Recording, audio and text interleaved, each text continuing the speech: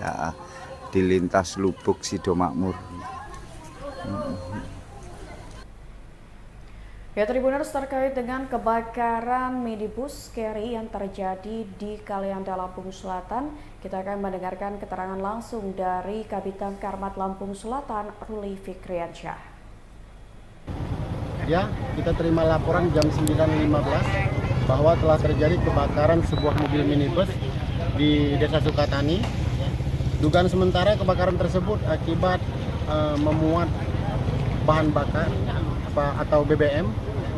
Korban jiwa ada 2 orang, suami istri. Sekarang sudah kita antarkan ke rumah sakit. Kerugian kisaran 100 juta. Kita turunkan 1 unit pemadam dan 1 unit rescue untuk melakukan pemadaman. Terima kasih. Laporan jam 9.15 bahwa telah terjadi kebakaran sebuah mobil minibus yang diduga memuat bahan BBM. Dari laporan tersebut bisa melakukan lokasi untuk melakukan pemadaman. Korban jiwa ada 2 orang, suami istri dari pengemudi tersebut.